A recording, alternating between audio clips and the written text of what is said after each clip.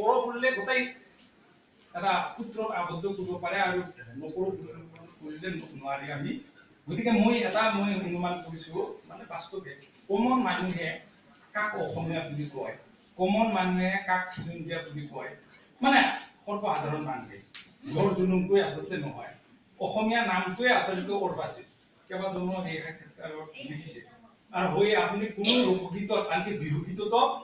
যদি আছে এখেতে নিচিনা জনপ্ৰিয় কৰা টিকটক টাইপত থাকিব পাৰে অসমীয়া বুলি বিহু বিহু বিহু আমাৰ অসমীয়া মুক্তি কিন্তু লোকগীতত লোকসুৰত বিহুত অসমীয়া নামৰ নাই মিচিমি আহিব ভোট দি আনিব কিবা কিবি মিটিৰৰ ভোট চান পাব অসমীয়া নামৰ এটাও নাই চব যদি কি কৰিব কুলিতা কুলে তেনেকুৱাকৈ পাব তাৰমানে আচলতে এই অসমীয়া নামটোৱে অলপ গণ্ডগোলীয়া এইকাৰণে কৈছো ব্যাকৰণৰ ফালৰ পৰা ঠিক আছে অসম জগীয়া অসমীয়া খিলঞ্জীয়া জগীয়া খিলঞ্জীয়া কিবা এটা দেই যে ইয়াতো কিন্তু সত্য কাৰণ নামদাঙীয়া তুংখিঙীয়া উমুকীয়া তুমুকীয়া বহুতে ঘুৰুঞ্জিৰ সময়ত সব ইয়া লগ লগাই বহুতে অসমীয়া বুলি ক'ব খোজে সেইটো আৰু বেলেগ কিন্তু অসম জগীয়া অসমীয়াটো অসমৰ মানুহ বা অসমৰ বস্তু অসমৰ প্ৰডাকশ্যন বাঁহৰ প্ৰডাকশ্যন বাহিনী মই সদায় কওঁ কাহৰ প্ৰডাকশ্যন কাহিনী কি আকৌ গ্লাছটোৰে গিলাচ হয় ষ্টিলৰ গিলাচ মাটিৰ গিলাচ প্লাষ্টিকৰ গিলাচ পানী লোৱা বস্তুহে মই কিন্তু গাজা ফুৰি মাৰি কিন্তু আচল লাইনত আহিম পলিটিকেল মানুহ নাইতো কিন্তু পলিটিকেল থাকিলেও মই আজিকালিতো অলপমান অজানা হৈছো আৰু পলিটিকেল দেখা পাওঁ টিভি খুলিলেও কিবা দেখা পাওঁ আৰু এতিয়া কৈছে আজিকালি আৰু এটা বৰ ভাল হৈছে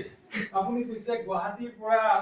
গ'লে উজনি যেনেকৈ যিমান এতিয়া যিয়ে নহওক খাং জাং কৰং গৈছিলং মাৰিছিলং হিট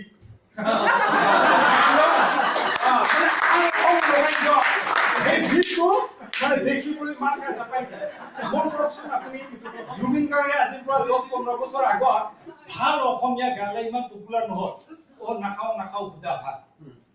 ল'ৰাৰ মাক নাখাও এতিয়া হলে মূল্য ৰাজ্য নাখাও সুধা ভাত বেছি লাখটকীয়া জিৰাবলৈ সুবিধা নাই বিশ্বনাথ বাগৰি মঞ্চতো গীত গালেও লাখ টকা পায়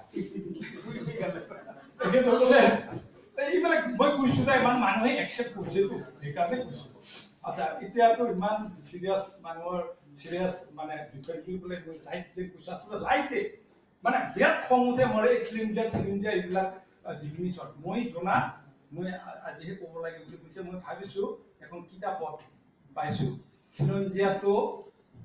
খল শব্দৰ পৰা হোৱা বুলি কৈছে খলটো মোৰ মতে আমাৰ গোৱালপাৰা অঞ্চলত দেশী ভাষাত খুলি মানে হ'ল শহাপুৰ বুল শহাপুৰ য'ত মানে শহাপুৰটো অসমীয়াত কি হ'ব শহাপুৰ এই বাঁহ যে ইংৰাজী ভৈৰৱ বুলি কয় নেকি এইটো গোৱালপুৰে খুলি কয়তো আৰু খুলি পতাটো অলপ বেয়া অৰ্থ স্বামী স্ত্ৰী হৈ পেলাই অবৈধ সম্পৰ্কত খুলি পুতিছে এনেকুৱা ধৰণৰ লোকভাষা কয় তাৰমানে খুলি মানে নিগাজিকৈ বাহ চৰাই চিৰিকটিতো বনৰীয়া উৰি থাকে কিন্তু এনেকুৱা বতৰত সিহঁতে মানে বাহ সাজে তেনেকুৱা শহাপোৱা দিও বাহ সাজে গতিকে খুলি আৰু খল তেনেকুৱা অৰ্থ বুজাইছে দেই মই জনাত আহোম ভাষা বুলি কৈছে কিন্তু মই বাৰে বাৰে মনত পৰে বুৰঞ্জী আৰু খিলঞ্জী বুৰঞ্জীটো ভুলাঞ্জী বুলি কৈ আমি পঢ়ুৱাই থাকো ভূ মানে মূৰ্খৰ ভঁৰাল বুলি বুজাই দিছে আচলতে ভূ বা পু মানে হ'ল বোপা ককাৰ দিনত জানিবলগীয়া জ্ঞানৰ ভঁৰাল গতিকে ভুলাঞ্চী এনেকুৱাকৈ বুৰঞ্জী গতিকে আহোম শব্দ বুলিও বহুতে খিলঞ্জীয়া কিন্তু ইয়াতো কিন্তু অসমীয়া কৰি পেলাই বুলি ভাবিছো আছে যিয়ে নহওক কিন্তু ইণ্ডিজিনাছ বা নেটিভ বা কাণ্ট্ৰি বা চাম অফ দ্য চয়েল এনেকুৱা ধৰণৰ কৈছে এইটোৱে কৈছো যে মই এই ধৰণৰ বস্তু আমাৰ এতিয়া জনগোষ্ঠীসকলৰ মই যে ক'লো আমাৰ বিহুগীত আদি কোনো অসমীয়া নামত এটাও নাই এনে খাৰ খোৱা অসমীয়া বুলি এনে কয় অলপ পৰৱৰ্তী কালৰ সৃষ্টি আগৰ বিলাকত কতো মই অসমীয়া নামেৰে নাই তাৰমানে এনেকুৱা আছে বড়ো নাই কছাৰী বুলি আছে কছাৰীশালী চুতীয়া বুলি আছে দেউৰী বুলি নাই দেই দেউৰীৰ নামত একো নাই এতিয়া দেউৰী সাহিত্য ৰাভা চল কিবা কিবি ৰাভাৰ নামত একো নাই ৰাভাৰ পৰিৱৰ্তে আমাৰ অঞ্চলত গাৰো কচু, গাৰো পাণ, গাৰো আদা সব।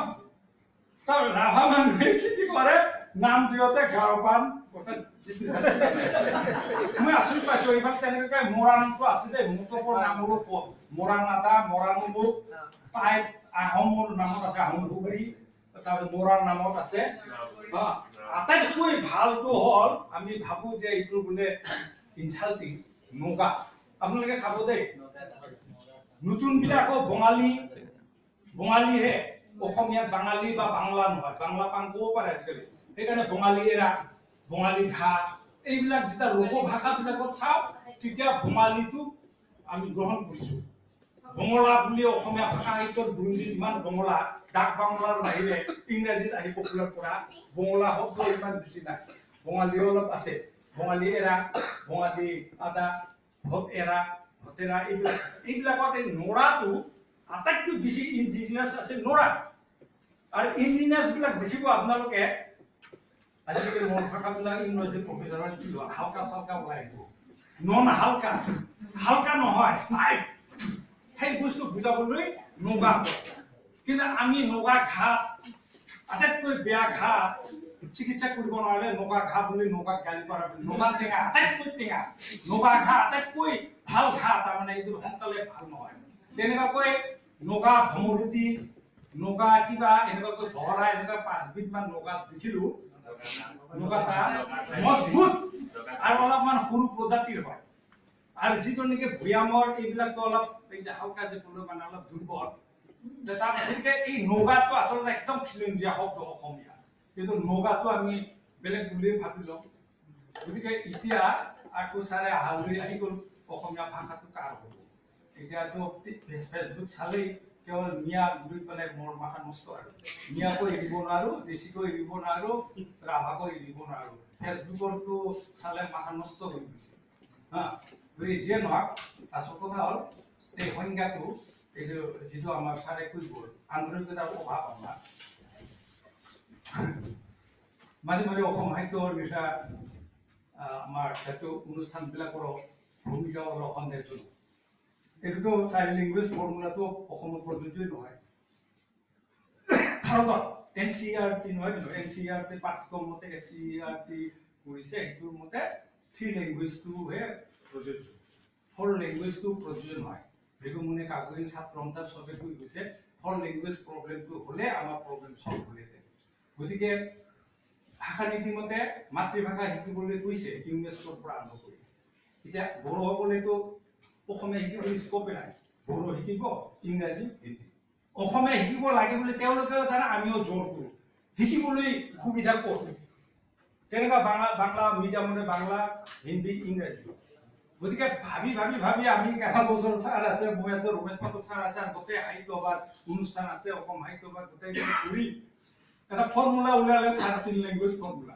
বিৰাট ভাল, এইটো বড়ো সাহিত্য সভাৰ ফালৰ পৰা আহিছিল। 3 লেংগুৱেজ মানে আচলতে হোম লেংগুৱেজ কৈছে, যিটো লেভেলত হিন্দী শিকিব, অৰ্থাৎ অসমীয়া ছাত্ৰ ছাত্ৰী যদি হয় অসমীয়া প্ৰথমে শিকিব। যেতিয়া হিন্দী শিকিব 50 মাৰ্কৰ হিন্দী, 50 মাৰ্কৰ যিকোনো থলুৱা ভাষা, অৰ্থাৎ কোকৰাঝাৰৰ অসমীয়াই বড়ো, দুধনি অঞ্চলৰ অসমীয়াই ৰাভা, অসমীয়া মানে নেৰ চেঞ্চৰ অসমীয়া মাতৃভাষা যিসকলৰ বৰ্ণ হিন্দু। তাৰপিছত আপোনাৰ এই মিচিং মানে ধেমাজি অঞ্চলৰে মিচিং, কৰবাত ডিউৰি, কৰবাত এনেকুৱা। তাৰপিছত মই ভাবিলো মই যিমানে যি নকওঁ, মই জানো আন্তৰিকতা নাই, চৰৰ উদ্যোগ সম্প্ৰদায় কোৱা আমি দেখোন বড়োৰ বিহু লাভ নাই, মিচিং বিহু তেওঁলোকক আৰবি কৰি দিয়ক। আৰু যদি কোনোবা ব্ৰাহ্মণ বা অলপ আমাৰ বেছি বৰা,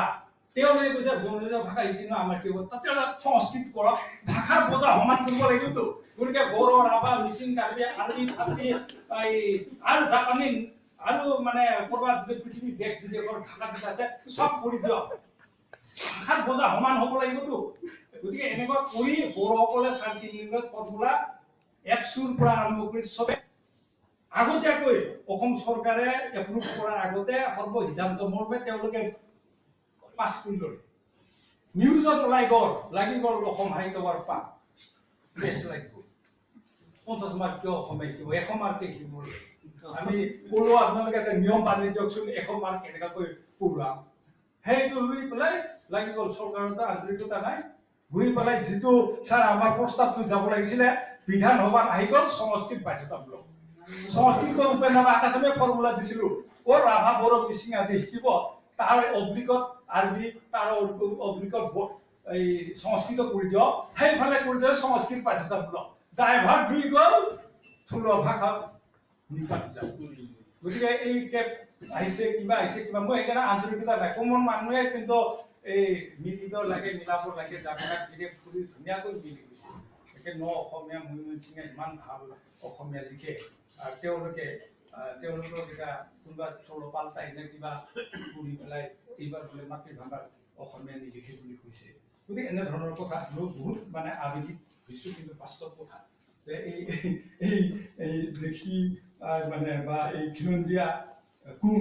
বা অসমীয়া কোন সেই লৈ বিতৰ্কৰ অন্ত নাই কিন্তু আচল কথা হৈছে